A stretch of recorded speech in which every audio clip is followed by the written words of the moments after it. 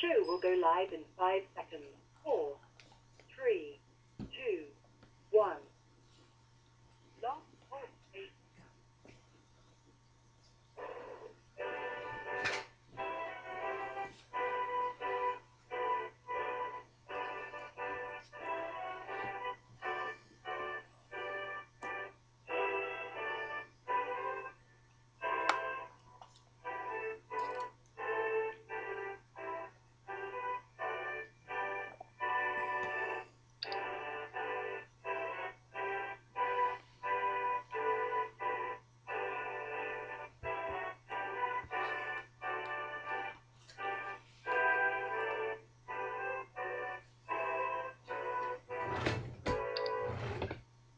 Boa noite, meus amigos. Estamos aqui de volta. Como sempre, começamos invocando a Santíssima Virgem Maria, o Santo Padre Pio de Pietrelcina, para que roguem a Deus que nenhuma injustiça se cometa nesse programa. Eu acredito que o assunto da semana é essa rebelião no Egito, né? De início, aqui a mídia chapa branca inventou duas versões absolutamente maravilhosas. A primeira é de que era uma rebelião inteiramente laica, sem conotação religiosa, e que a grande organização revolucionária islâmica, a Fraternidade Muçulmana, não estava participando, estava totalmente marginalizada. A segunda versão era que a Fraternidade Islâmica agora tinha se tornado uma entidade pacífica que não apresentava mais periculosidade alguma. E após essas duas versões terem sido espalhadas por toda a grande mídia aqui, então finalmente apareceu a realidade. A Fraternidade Islâmica está por trás não só de toda esta violentíssima rebelião no Egito, mas está por trás de rebeliões que estão estourando em vários outros países em torno, Tunísia, Iêmen, etc, etc. Enfim, isso aí é a grande revolução islâmica que está finalmente acontecendo depois de ter sido preparada durante décadas. E o objetivo é, evidentemente, livrar-se dos últimos governos islâmicos que são favoráveis aos Estados Unidos, o que tem boas relações com Israel. Então, trata-se de remover os obstáculos, os últimos obstáculos, que se interpõem no caminho da formação, vamos dizer, do grande bloco islâmico unificado para o combate final contra o, o Ocidente. Então, isso aí já está sendo preparado há muito tempo, só um cego não vê, e o mais bonito da história é que no Egito os Estados Unidos estão apoiando a rebelião, exatamente como aquele cretino do Jimmy Carter, nos anos 70, apoiou a Revolução Iraniana, né? Então basta o pessoal vir com uma conversa de democracia e direitos humanos e está aí o pretexto, né, para apoiar comunistas e terroristas islâmicos, como fez o Jimmy Carter, dizendo que uma vez derrubado o Shah, se instalaria lá uma maravilhosa democracia de tipo ocidental, que se viu com a instalação da ditadura, uma das ditaduras mais ferozes de todos os tempos. Teve gente que sofreu no tempo do Shah e que hoje tem saudade do Shah, em função do que veio depois. E no Egito será a mesma coisa. Quer dizer, nós vamos aqui instalar a democracia no Egito com eleições livres, imprensa livre, etc, etc. Só quem não te conhece é que te compra. O regime da Fraternidade Islâmica é sempre ditadura. É claro que vai haver uma feroz ditadura islâmica no Egito. E o Egito, que é um país de população enorme, talvez seja o país de maior população entre os vários países islâmicos, vai se tornar então mais uma peça integrada no mecanismo da grande guerra revolucionária islâmica, né? Nos próximos dias nós vamos ter ocasião de esclarecer isso durante o debate que está se planejando aí entre eu e o professor Alexandre Dugin, que é o guru do Vladimir Putin e o teórico do movimento eurasiano. O movimento eurasiano ele nasceu do chamado nacional-bolchevismo. Nacional-bolchevismo foi uma ideia criada por um cidadão chamado Eduardo Limonov. Veja como uma coincidência, os dois, tanto o criador do nacional-bolchevismo quanto o do movimento eurasiano, que são Eduardo Limonov e o Vladimir Putin, são filhos de oficiais da KGB. E o Dugin é hoje mentor do homem da KGB, que é o Vladimir Putin. Então, vocês viram que o agente por trás de todas essas coisas é o mesmo de sempre, é a boa e velha KGB. Com o nome alterado, pouco importa, que a KGB já mudou de nome 50 vezes. Começou como Tcheca, depois virou NKVD, depois virou não sei quem, depois virou KGB, agora é FSB, tanto faz. Né? O próprio Vladimir Putin, outro dia, disse o seguinte: olha, não acredita nessa história de ex-KGB, não existe ex-KGB. Uma vez que você entrou na KGB, fica lá até morrer. Né? De lá você só sai morto ou, na melhor das hipóteses, você vai para o Gulag. Então, a história de ex-KGB, a história de máfia russa, a máfia russa é o próprio governo russo e a própria KGB.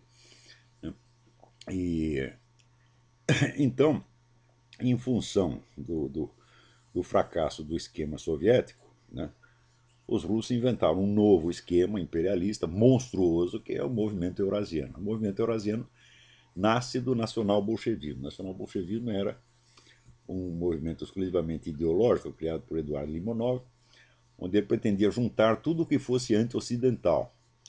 Então ia juntar ali os remanescentes comunistas, a Igreja Ortodoxa,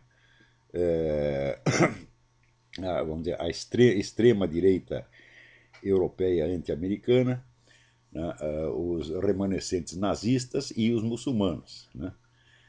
Então seria tudo junto, como eles dizem, a terceira Roma, que é a Rússia, o terceiro Reich e a terceira Internacional, tudo contra o Ocidente. Né? E o, a novidade que o Alexandre Dugin introduziu aí foi que o nacional-bolchevismo era apenas ideológico. Ele transformou a coisa num plano geopolítico estratégico, abandonando a perspectiva exclusivamente nacionalista russa, que era do Limonov, e adotando a perspectiva de uma união eurasiana, juntando Europa e Ásia contra os Estados Unidos, e acreditando piamente que a União Europeia vai se integrar com a Rússia, então contra os Estados Unidos, que é uma coisa no mínimo duvidosa. Agora, o mais bonito de tudo é que, dentro do arrazoado ideológico com que ele justifica isso, ele usa lá toda o vocabulário do René Guénon e Júlio Zévola, a tradição, o retorno do sagrado, etc, etc. Tudo isso é uma besteirada, sem dúvida. Claro, isso é um discurso pretextual mais falso que eu já vi na minha vida, porque o Dugin faz ali a crítica do Ocidente baseado num único livro. Ele pega o modelo dele do Ocidente, é o livro do Sir Karl Popper, Sociedade Aberta e seus Inimigos, onde o Karl Popper diz que a sociedade aberta se baseia na inexistência de absolutos e, portanto, na abertura da sociedade a todas as possibilidades. E o Karl Popper é tipo do materialista, cientificista moderno, filho do iluminismo. Né?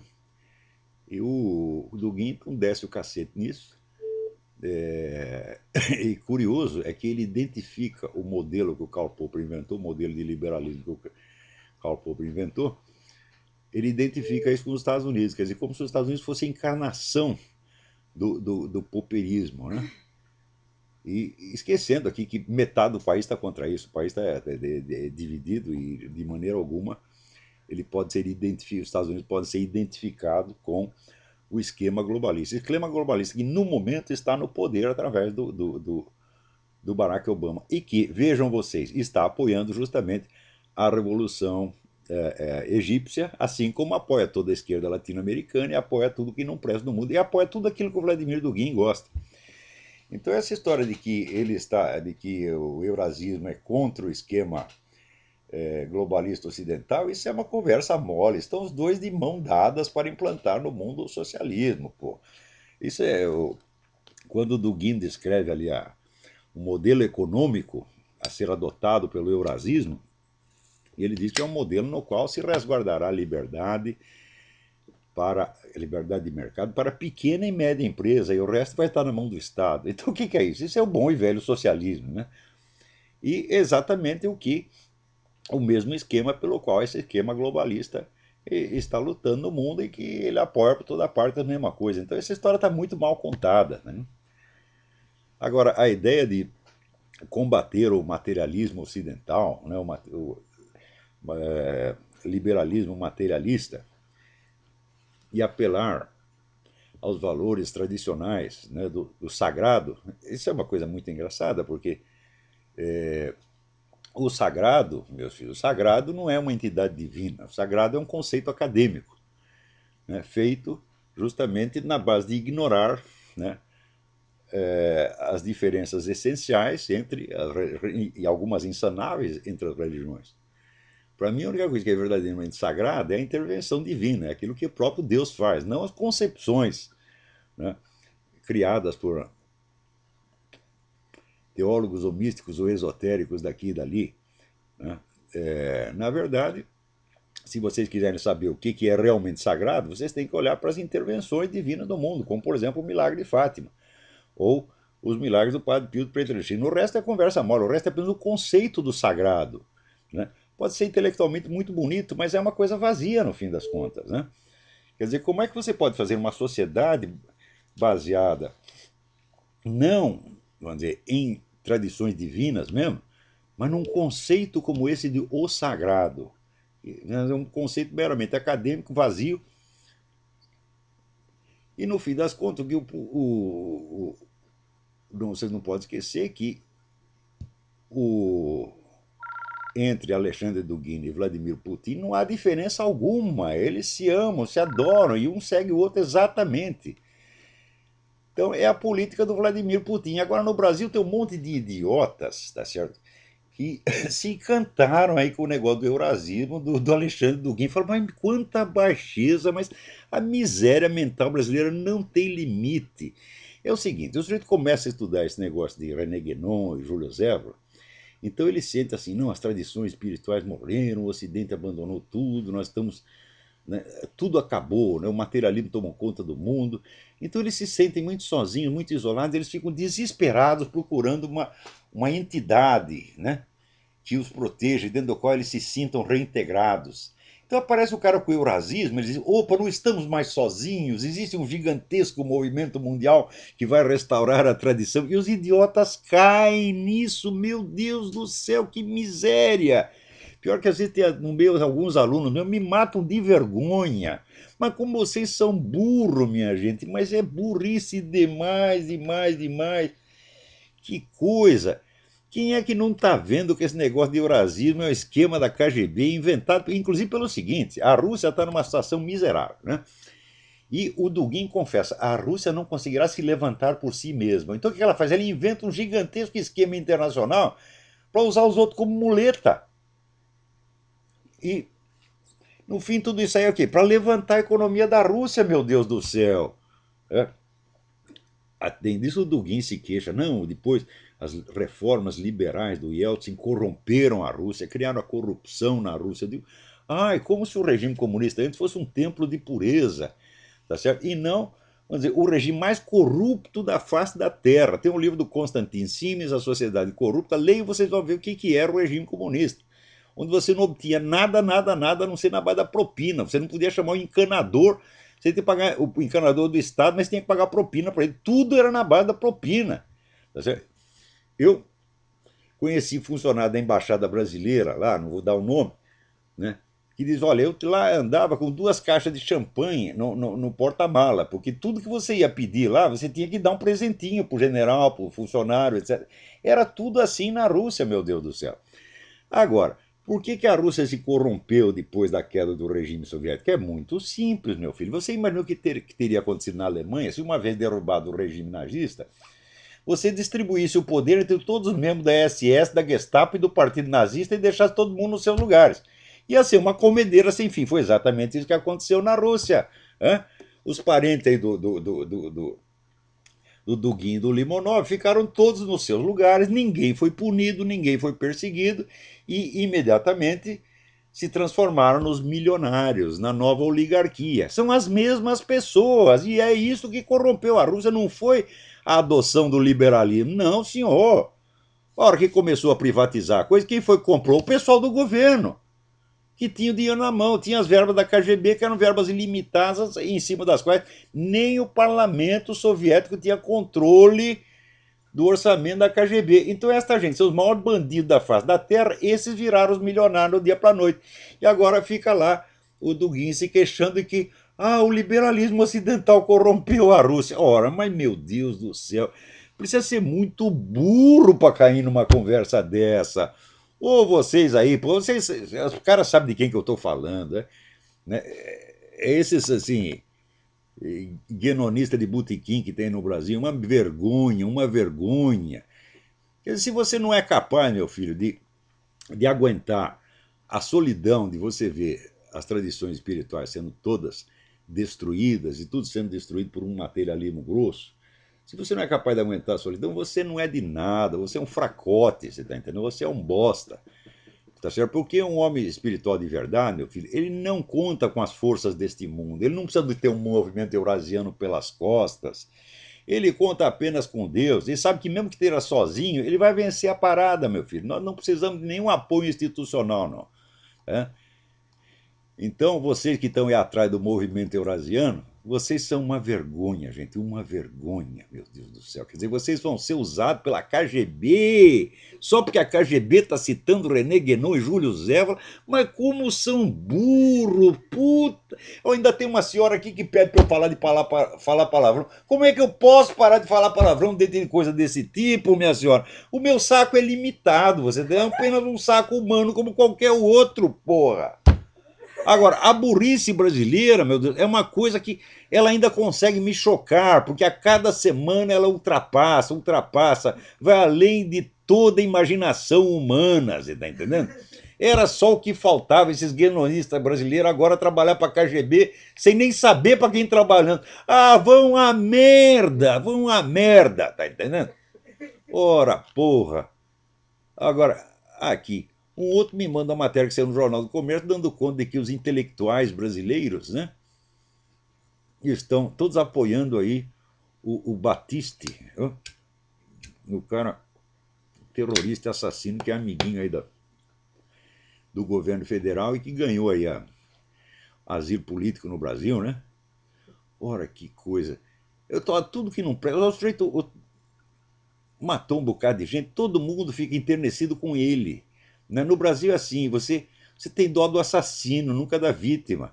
Né? O sujeito matou, estuprou, coitadinho, que nem o Champinha, né? Agora o país inteiro para socorrer o Champinha. Vocês não percebem que isso aí é uma sensibilidade moral invertida, doente, absolutamente psicótica. Você não percebe que qualquer pessoa que reage assim não é digna de conviver com pessoas normais e decentes. Vocês ainda não entenderam isso, meu Deus do céu. Mas aqui também tem gente assim, ó, Barack Obama e Jimmy Carter são dois. Tudo que não presta no mundo, sobretudo tudo aquilo que é feito para destruir o país deles, eles amam. Né? Como é que pode agora o homem estar apoiando a Revolução Egípcia? E só pedindo para eles não fazer muita violência. Não, faça uma transição. Faça, por favor, faça uma transição pacífica. Quer dizer, passe para o outro lado pacificamente. É uma coisa incrível, né? Agora, você vê que maravilha que é? Aqui também chega a matéria de que numa cidade da Colômbia, aqui, a cidade de Anorí, na região noroeste da Colômbia, 5.000 camponeses apareceram dentro da cidade, de repente, dentro da cidade, dizendo o seguinte: nós não podemos mais ficar em casa, o pessoal das Farc nos expulsou. Olha, eu quando estava lá em Bogotá, eu vi um monte de gente na rua, né? Pobres, farrapados, né? Com um cartaz, né? Me ajude, a Farc me mandou embora. Eu tinha lá uma fazendinha com 2 porcos, os caras me mandaram embora. Agora essa cidade de Anorí também foi invadida por esses coitados expulsos pela Farc. Tá vendo? A Farc, assim, isso aí é que é o amor pelo povo, o amor pelos pobres, opção preferencial pelos pobres. Quer dizer, você, por opção preferencial pelos pobres, significa o seguinte: você vai pôr primeiro no cu dos pobres. E como tem pobre para danar, você nunca vai chegar nos ricos, porque é tanto cu de pobre pela frente que não vai dar tempo de chegar nos ricos. Peraí, tem alguém na linha. Alô, quem é? Caiu a ligação, caiu a ligação. Esse telefone está uma porcaria. Né? Agora, aqui tô falando para vocês, a burrice brasileira não tem limite.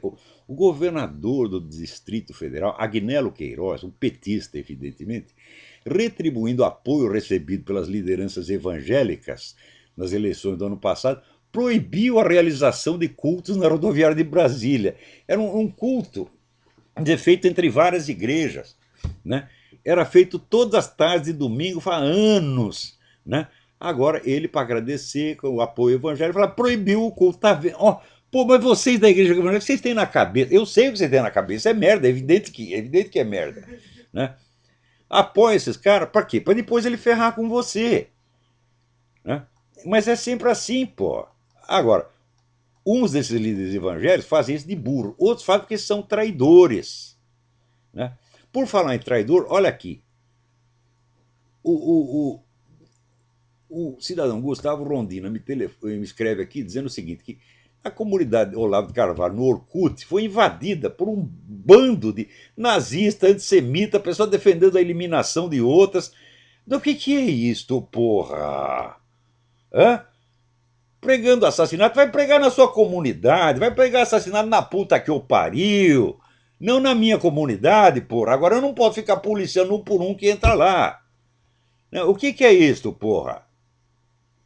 Então,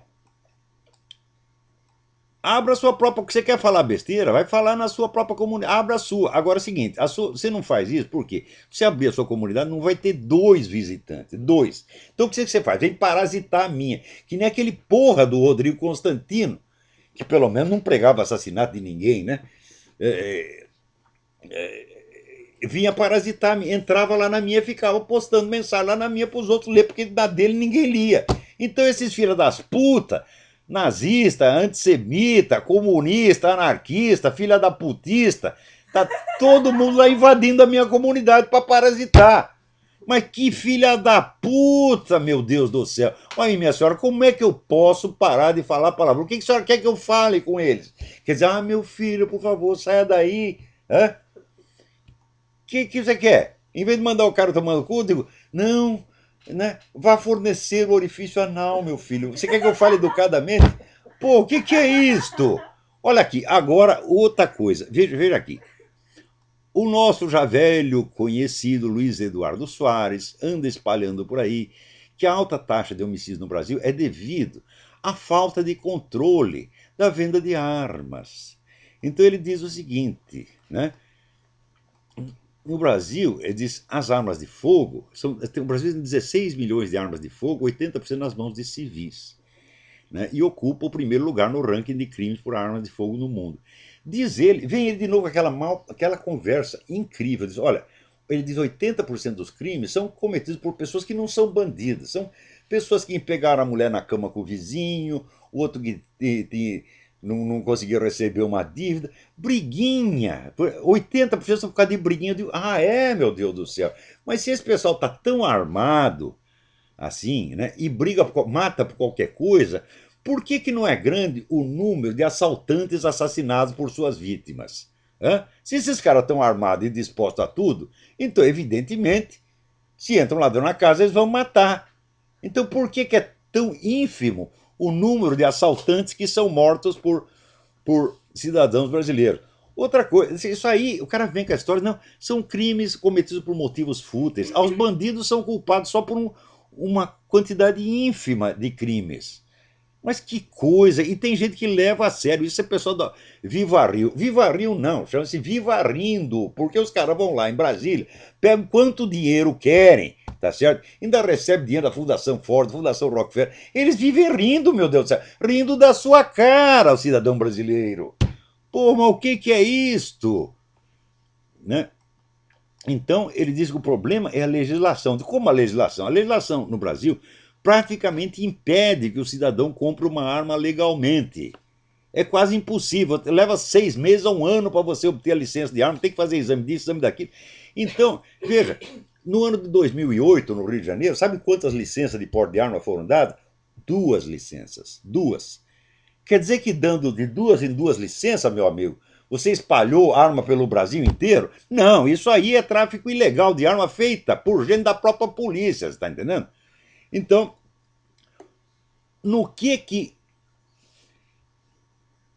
você criar mais leis, dificultando ainda mais o acesso da população às armas legais, você vai interferir numa coisa dessa. Quer dizer, o cara quer tomar as armas de você porque eles querem que só dois tipos de pessoas tenham armas: o governo e os bandidos. E daí no fim você faz que nem na União Soviética, você faz o monopólio estatal do crime. E daí não tem mais nem bandido. Todos os bandidos estão no governo e matam quem eles quiserem. É isso que esses caras gostam, meu Deus do céu. Agora vem com essas estatísticas, né? Que ninguém sabe de onde saiu e que nunca foram averiguadas por uma fonte independente. E vem com essa generalização. Olha que 80% dos crimes cometidos com armas de fogo dizem respeito a conflitos pessoais, com brigas de vizinho e no trânsito, ou motivação passional. O que é? Você quer dizer que o povo brasileiro é o mais psicopata do mundo e o único normal é você? Ora porra! Se tivesse tanta gente armada assim, tantos civis, homens honestos, armados assim, não haveria tanto assalto no Brasil, nem sequestro, nem nada, porque esse pessoal reagiria. Agora, se o cara dá um tiro no outro, por causa de uma briga de trânsito, por que ele não dá tiro no assaltante que está invadindo a casa dele? Por que o número de casos de vítimas reagirem a assaltantes é tão ínfimo no Brasil se as pessoas estão tão armadas e dispostas a matar? Então, essa estatística é obviamente falsa. Falsa. Isso aí é pretexto para tornar o acesso às armas legais ainda mais difícil para o cidadão honesto.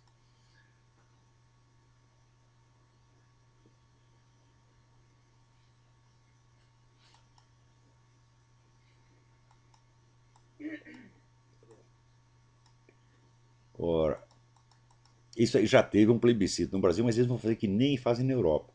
Eles fazem um plebiscito, não deu o resultado que eles queriam, eles fazem outro, até você cansar e votar no que eles querem.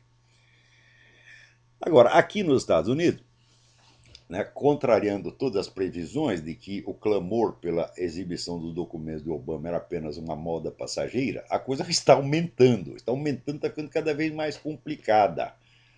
Por quê? O estado do Arizona está votando uma lei pela qual os candidatos à presidência, para ter o seu registro eleitoral, terão que apresentar a sua certidão de nascimento originária, não aquele resumo vagabundo emitido anos depois por internet que o Obama andou exibindo por aí. Se acontecer isso, bom, então significa o seguinte, que o Obama não pode ser candidato à reeleição. E ele não podendo ser candidato à reeleição, ele ou desistindo da reeleição ou tendo seu registro recusado no Arizona, vai surgir de novo a história. Você não quer se candidatar agora, por quê? Porque você não tem certidão de nascimento originária. Porque você vê, o governador do Arizona, o governador do Havaí, o tal de Abercrombie, né, ele vasculhou tudo. No Havaí não conseguiu achar uma porra de uma certidão do Obama. Daí foi lá num programa de rádio e disse isso. O cara, tal do Mike Evans, disse isso pro tal do Mike Evans. 3 dias depois o Mike Evans falou: não, eu me enganei, não foi isso. Como é possível o sujeito se enganar numa coisa dessa? Quer dizer, o governador vai lá para ele e diz o seguinte: ó, não achei a certidão de nascimento. E daí o Mike Evans disse: não, eu ouvi mal, entendi mal. Como é possível entender mal uma coisa dessa? É claro que, né, o governador telefonou para o Mike Evans e disse: porra, você deu bandeira de que eu não encontrei a certidão, agora volta atrás, pelo amor de Deus, limpa a barra do Obama. Aconteceu também que aqui no Colorado tinha lá uma proposta de que o sujeito, para adquirir o seu título de eleitor, precisaria mostrar a certidão de nascimento. O pessoal do Partido Democrata, né, rejeitou essa lei. Eles não querem que ninguém mostre certidão de nascimento. Ao mesmo tempo, você veja, o governo do Havaí lançou a campanha seguinte: não, você compre uma certidão de nascimento do Obama. Vocês querem ver a certidão de nascimento? Está aqui. E eles oferecem o quê? O mesmo certificado, o mesmo atestado posterior resumido, que não tem informações essenciais, não tem o nome do hospital, não tem o nome do médico, não tem coisa nenhuma. Que é um negócio emitido 20 anos depois e que qualquer pessoa no Havaí, cidadão ou não, pode ter uma daquela. Né? Então, assim, para tapar a boca das pessoas, pela milésima vez, fala: cadê a certidão de nascimento? Eles mostram a mesmo atestado posterior, de novo e de novo e de novo. Peraí, tem alguém na linha. Caiu a ligação.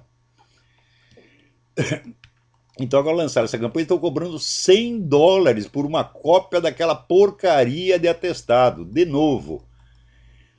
Também aconteceu o seguinte: tinha aquele caso do coronel Terry Lakin, que Você recusou obedecer ordens, dizendo que eu não tinha certeza que o Obama era um presidente legítimo. Então daí foi para a Corte Marcial. A Corte Marcial recorreu à Corte Suprema, né? A Corte Suprema, então, recusou ouvir o caso. Mas acontece o seguinte, que as duas juízas, veja, coincidência, Deus escreve direito por linhas tortas, as duas juízas nomeadas pelo Obama esqueceram de responder ao pedido em tempo, de maneira que agora a Corte Suprema vai ter que ouvir a porra do processo. Elas dormiram no ponto. Agora acontece que, veja a ironia, do processo fazia parte do seguinte parágrafo, né?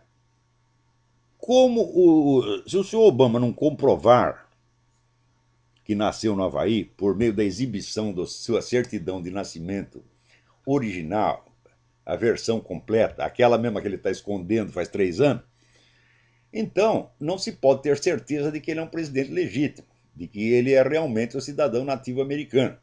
E se não temos certeza disso, então todas as medidas que ele assinou são todas inválidas, inclusive a nomeação das duas juízas, né?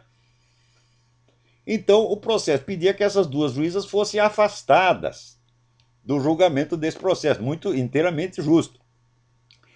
E aconteceu que elas mesmas tinham que se pronunciar a respeito do pedido de audiência. E elas esqueceram de fazer. Então agora criou-se uma situação na qual parece que a Corte Suprema vai ter que ouvir a porra do processo, querendo ou não.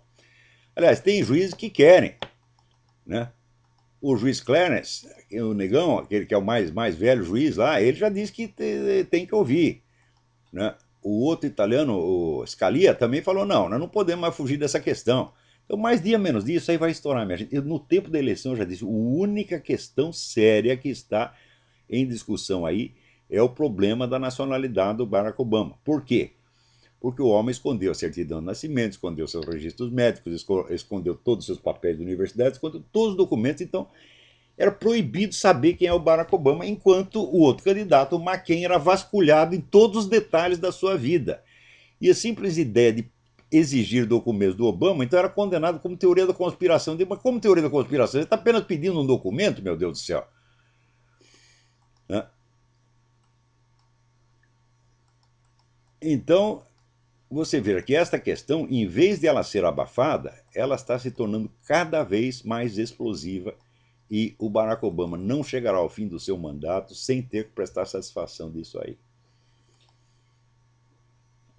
Agora, outra coisa, quando veio aquela lei, né, que eliminou a política do não perguntar no exército, né, quer dizer, se o sujeito é homossexual não se pergunta nada, então essa era a política, não se pode perguntar e não pode responder, ou seja, não se pode saber se o cara é homossexual, oficialmente ninguém é homossexual, por mais que você seja, por mais que todo mundo saiba, essa era a política, né?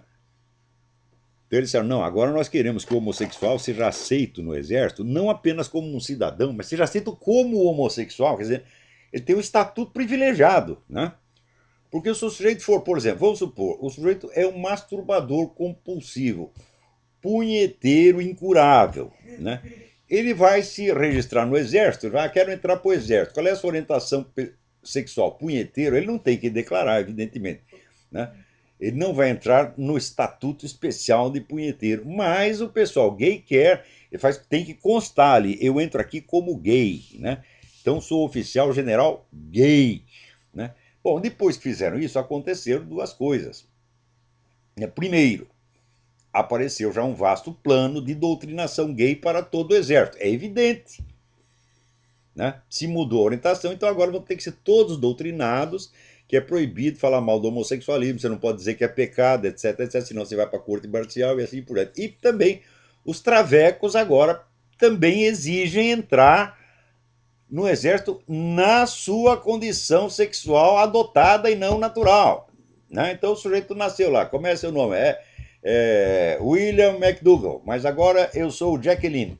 Né? Então tem que entrar, agora eu sou a tenenta Jacqueline. Eles estão exigindo isso e qual é o argumento que você vai usar contra eles? Então você vai dizer, na parte das oficiais mulheres do exército, tem lá umas partes que são mulheres por natureza e outras que são mulheres por opção. Né? Opção. Né? É uma coisa horrorosa. Né? Então, é claro que isso aí vai transformar tudo numa palhaçada. Né? E já tem gente saindo das Forças Armadas por causa disso. O sujeito não quer lá, né? Não posso receber ordem de uma tenente Jaqueline, né? Que eu sei que ela está lá por opção. Meu Deus do céu. Né? Agora, olha aqui, o que esse pessoal do Obama está fazendo no governo é uma coisa assim, inacreditável, inacreditável.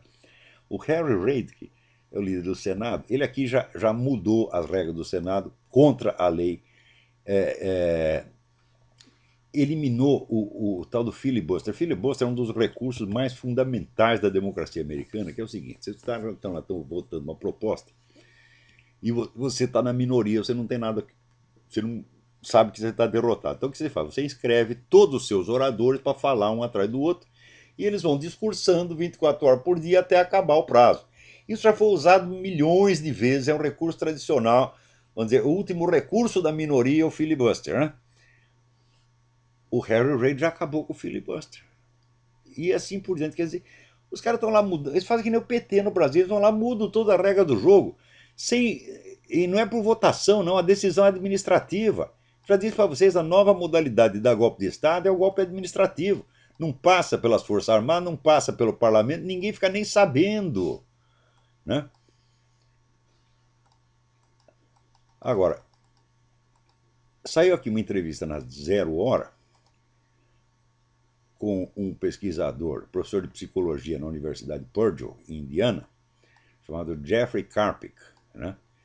Ele disse o seguinte: esse negócio de ensinar as crianças, ensino criativo, que você vai lá dar duas ideias para eles, agora vocês discutam, né, e digam o que acham, né, que isso aí não funciona. Mas o que funciona é a boa e velha decoreba. Você faz o jeito de decorar o negócio.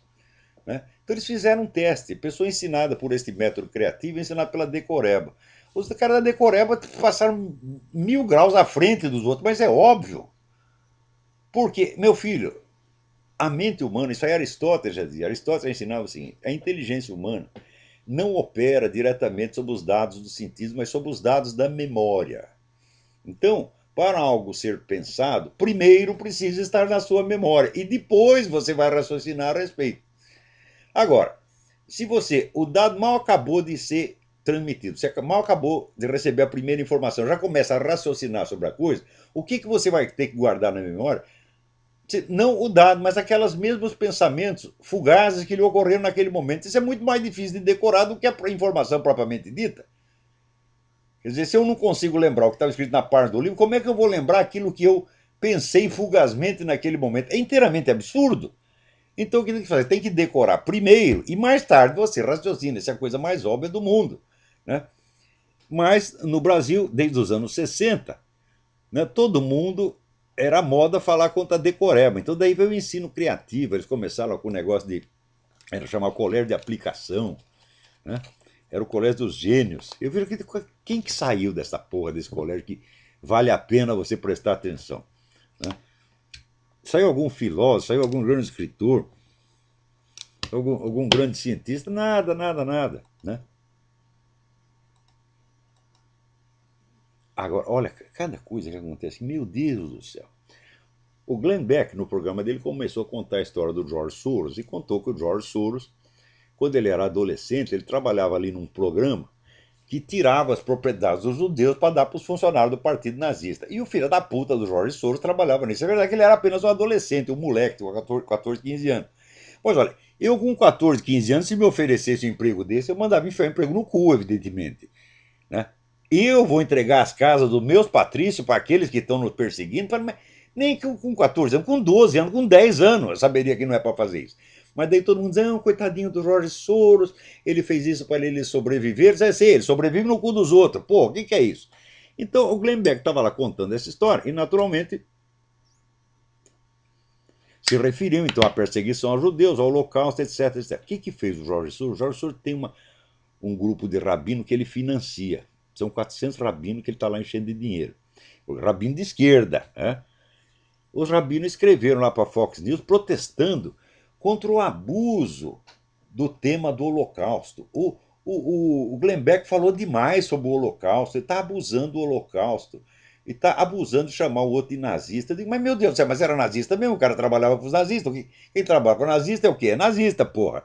Agora acontece o seguinte: o pessoal da esquerda está o tempo todo chamando os outros de nazistas, né, por qualquer coisa. Quer dizer, você é contra o aborto, você é nazista, você é culpado do Holocausto, né? Não é assim que eles fazem? Agora, o Glenn Beck se refere ao nazismo num contexto perfeitamente adequado, que é da história de um sujeito que colaborou com os nazistas que estavam lá pondo no cu do judeu.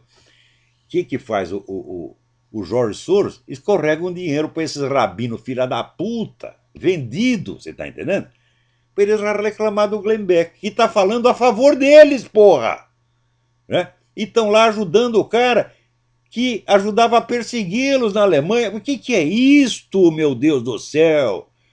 Olha, esses brasileiros que estão aí colaborando com a KGB sem saber, né, são o mesmo tipo desse rabino, meu Deus do céu. O que há, meu Deus do céu? Olha aqui, agora alguém aqui me pergunta, Bruno Braga pergunta, né? Gostaria de saber se vocês pensam que há hoje uma articulação profunda entre a esquerda e as Forças Armadas no Brasil. Olha, eu acho que há sim. Eu acho que há, porque você vê a subserviência das Forças Armadas a tudo que está sendo feito no Brasil, desde há 8 anos. Né? Veja, um tempo atrás eu li até mencionei no programa passado, um simpósio que houve na China sobre estratégia comunista. Quer dizer, olha, o negócio agora é a gente chegar ao poder pela eleição, mas uma vez que você foi eleito, você não sai mais de lá. Você boicota as possibilidades do adversário e você não sai mais de lá. Quer dizer, você chega lá legalmente, você faz como Hitler. Chega lá e vence a eleição e fica, não sai nunca mais. Exatamente o que o PT está fazendo no Brasil. Eu disse que ia fazer. Na primeira eleição de 2002, eu disse o PT nunca mais vai sair. Eu falei, assunto encerrado, a democracia no Brasil acabou, agora o sistema foi substituído pelo sistema petista. O PT engoliu o sistema. Ele é um partido que comeu o Estado. Né? Então, leiam até, tem esse estudo do professor José Justo e Tavares, confirmando o que eu estava dizendo desde 2002, está lá no Mídia Sem Máscara, sobre o que é um partido constitucional, um partido não constitucional. O PT não é um partido constitucional. O partido constitucional é aquele que opera dentro da Constituição, dentro do sistema, portanto, dentro do sistema de rodízio de poder. Governa um pouco, depois vem o outro partido, depois vem o outro. Nada, o PT foi lá para ficar e engolir o Estado, e está fazendo isso. E esse pessoal das Forças Armadas está fazendo de conta que não veio, está colaborando, está lá batendo continência para esses filhos das putas. Então, olha, sinceramente, eu acho que tirando meia dúzia de oficiais da reserva, que eu conheço, são meus amigos, são pessoas que eu respeito, e mais 2 ou 3 estão lá dentro, olha, eu acho que esse pessoal tá tudo vendido mesmo, tá entendendo? E vendido de graça. Peraí, tem alguém na linha. Alô, quem é? Olá, boa noite, André de Salvador, tudo bem? Tudo bem, André?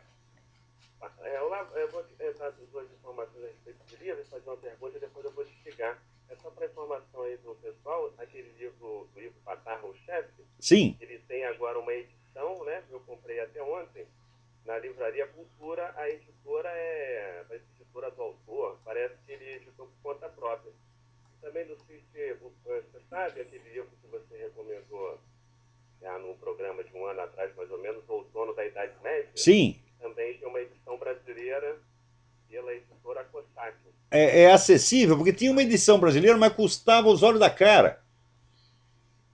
Então essa é uma edição bonita, capa dura e tal. E o chefe é uma edição mais simples, mas está à venda na Livraria Cultura. E agora a pergunta, Olavo, depois eu vou te explicar, é sobre educação de jovens e adolescentes, né, que você se empenha muito na educação, me parece mais de nós adultos. Então o que você recomendaria, assim, de forma geral, um pouco mais abrangente, para se começar, se é que a idade é correta, começar com criança ou adolescente, quando deve começar, alguma coisa assim, uma linha geral. Tá? Eu vou te ligar, um grande abraço, tudo de bom. Obrigado. Tudo de bom para você. Bom, então, em primeiro lugar, esse livro do Ivo Patar, esse aí tem que ler, porque aquela história de que o Lula não sabia nada do mensalão é mentira, mentira. Né? Tá tudo lá. Lê o livro do Ivo Patar, você vai ver. O homem era realmente. O livro chama-se O Chefe, e o Lula era o chefe do mensalão. Esse homem tinha que estar na cadeia. Né? Quanto ao livro Outono da Idade Média, é um clássico da historiografia, mas parece que a edição está meio cara. Né? Agora, veja você. Aqui, eu estou falando do negócio do Glenn Beck. Né? Peraí, deixa eu responder a pergunta do André primeiro. Eu acho que primeira coisa, não sou eu a pessoa a quem você tem que perguntar isso aí. Quem tem que perguntar é o professor Luiz Carlos Faria da Silva, que esta semana publicou, de parceria com meu amigo Miguel Najib, né, um artigo dizendo que, por convenção internacional assinada pelo Brasil, quem é aos pais que incumbe a educação moral das crianças, aos pais e não ao Estado. Quer dizer, o pai e a mãe têm o direito de educar a criança segundo o princípio moral que bem entendam, e o Estado não tem nada a ver com isto. Isso, note bem, convenções internacionais são obrigantes, o Brasil é obrigado a atender isso aí, e está violando isso aí uma atrás do outro. Esse negócio de você ficar forçando educação homossexualista em cima de crianças cujos pais são contra isso aí viola convenções internacionais assinadas pelo Brasil. Não deixem de ler esse artigo que saiu na Folha de São Paulo esta semana. E daí, se querem orientação para a educação de crianças, falem com o professor Luiz Carlos Faria da Silva. Então, parabéns ao Luiz Carlos e ao Miguel Najib por esse artigo que já é extremamente útil e oportuno, né? Agora, vejam você, eu estou comentando aqui o negócio do Glenn Beck, dizendo que o pessoal da esquerda chama todo mundo de nazista à torta e à direita, e os rabinos jamais reclamam, quer dizer, usa a acusação de nazismo até para rotular pessoal cristão ou judeu que é contra o aborto, porra. Você é contra o aborto, você é nazista. Mas o que é isso? Agora, o Glenn Beck não pode chamar de nazista um cara que foi colaborador do nazista. Que porra é essa? Agora, esta mesma semana, a dona Dilma Rousseff diz aí que o regime militar brasileiro foi igual ao nazismo. Ora, porra! O que é isso? E pior, ela diz o seguinte, ela diz que a ideia de assassinato em massa, repressão em massa, foi inventada pelo nazismo. Não, senhora! Eu sei que a senhora nunca leu um livro na sua porca vida, tá certo? Mas quando os nazistas começaram a perseguição, que foi por volta de 37, 38, fazia 20 anos que o assassinato em massa já estava institucionalizado na Rússia. Quando Hitler chegou ao poder, já haviam matado 10 milhões de pessoas na Rússia. Os seus amigos, esse que é só puxa-sacos comunistas, tá certo? Agora, depois aparece o nazismo, então é fácil, o nazismo acabou. Então é fácil você açoitar cavalo morto. Toda hora aparece gente advertindo, olha aí o nazismo, cuidado. Outro dia apareceu um camarada aqui, até dizendo, olha, você vê como são as coisas, tem uma cidade nazista na Alemanha, porra. Os nazistas dominaram a cidade. Eles são donos de 7 das 10 casas que compõem a cidade. Olha que perigo! Hã? Então fica todo mundo alertando para o perigo nazista, enquanto o comunismo está tomando conta do mundo. E, embora os nazistas tenham sido punidos e justamente perseguidos, o pessoal comunista que fez muito mais do que eles, matou muito mais gente, tá tudo lá belo e folgado, nadando em dinheiro, porra. É? E fica aí a dona Dilma Rousseff. Ora, pô, dona Dilma Rousseff, se o regime brasileiro fosse igual ao nazismo, a senhora não estaria viva, só estaria morta. Certo? Teria sido morta e cremada no forno crematório. Né? Quer dizer, veja, o regime brasileiro matou 300 pessoas enquanto essas pessoas matavam outras 200. Quer dizer, houve um conflito e alguém perdeu. Naturalmente, o lado perdedor matou menos gente. Isso é pela lógica das coisas, né? Quem mata menos gente perde. Então, isso foi tudo o que aconteceu.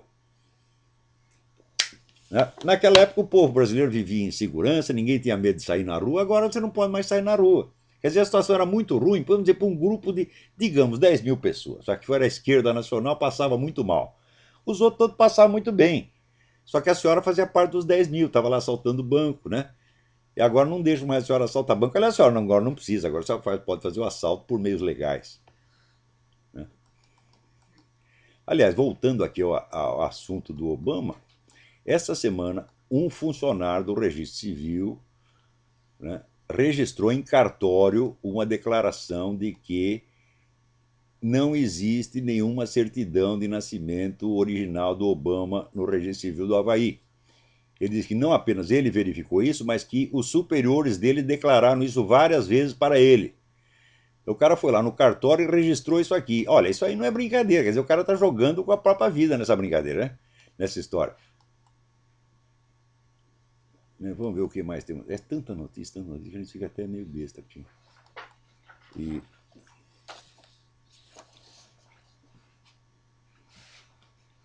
também queria lembrar que se tiver algum aluno do seminário de filosofia, mesmo seminário de filosofia ouvindo, essa semana várias contas ficaram bloqueadas ali no seminário, o pessoal não pôde entrar. Por quê? porque o nosso gerente, o Silvio Grimaldo, ele veio passar um tempo aqui em Washington e caiu uma nevasca em Washington, que a cidade ficou sem eletricidade, sem internet, sem coisa nenhuma por vários dias. Então ele não podia fazer absolutamente nada.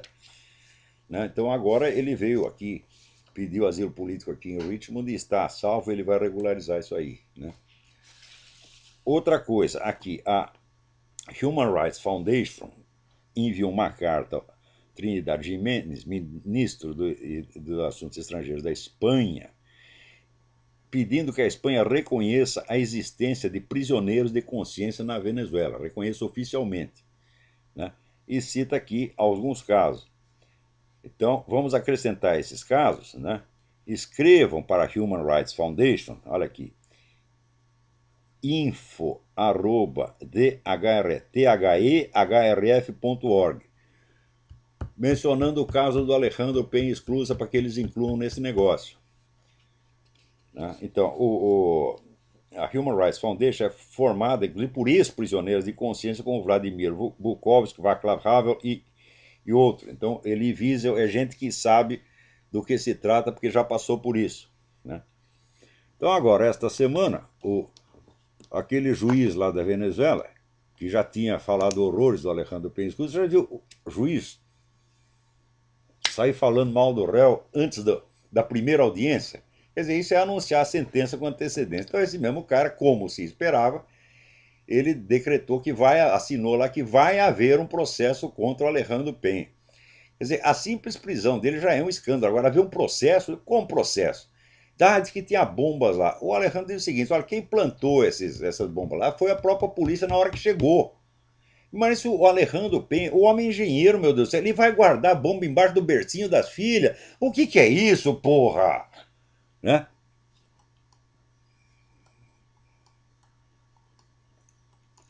Então o negócio aqui tá brabo, viu? Peraí, tem alguém mais na linha. Alô, quem é?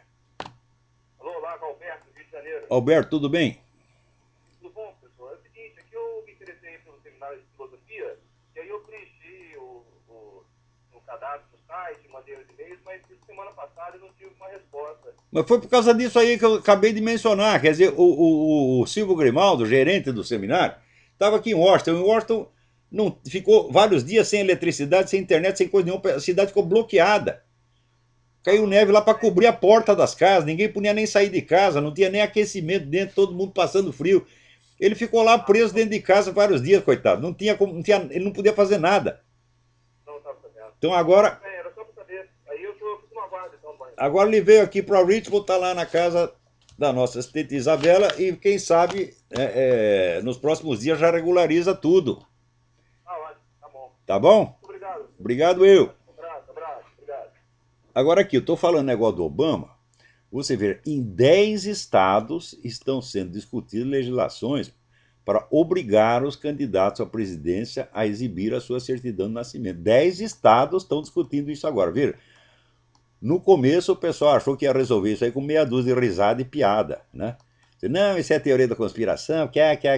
Mas peraí, o negócio é muito sério.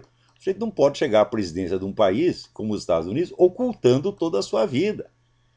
Né? Inclusive o outro descobriu aqui que é o seguinte: não existe nenhuma mínima prova de que o Barack Obama e a mãe do Obama tenham se casado jamais. Não tem certidão de casamento, não tem convite, não tem foto da festa, não tem nada. Então, não tem sequer prova de que o Barack Obama seja filho do Barack Obama Sênior. Quer dizer, a vida do cara é um mistério total. Como é que pode ser isso? Como é que se pode permitir que o cara do país mais rico, mais poderoso do mundo seja um total desconhecido, um mistério e que não e será proibido investigar? Agora, enquanto isso, veja o seguinte: o bispo auxiliar de Bagdá, Monsenhor Shlemon Vardouni, denunciou que a situação dos cristãos no país está cada vez pior e solicitou ajuda internacional para socorrer a comunidade. Diz que estão matando cristão a rodo em Bagdá, né? E ninguém está fazendo coisíssima. Não quer dizer, a matança de cristão virou moda agora. Quer dizer, por um lado, no Oriente eles matam e aqui eles tapam a boca dos cristãos. Né? Então como é que vai ser isso? Enquanto isso fica o pessoal aí gay chorando que são, ah, nós somos vítimas de perseguição. Que puta mentira, meu Deus do céu.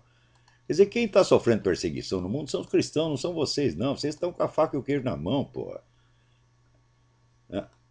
Agora, aqui nós recebemos uma carta, aliás, foi enviada lá para o Legal Forum, onde saiu a tradução americana do meu artigo sobre o professor Miguel Nicoleles, e alguém então comenta, diz, olha, eu sempre fui contra a perseguição aos gays, etc, etc, que né, tinha grande apreciação pelo fulano de tal, que foi um líder gay que conseguiu alguns direitos civis para eles, tal. Mas agora eu estou vendo que o negócio virou, são eles que viraram os perseguidores. Eu digo, ora, mas é muito simples, meu filho. Você acha que as leis para proteger o gay estão protegendo apenas a conduta homossexual?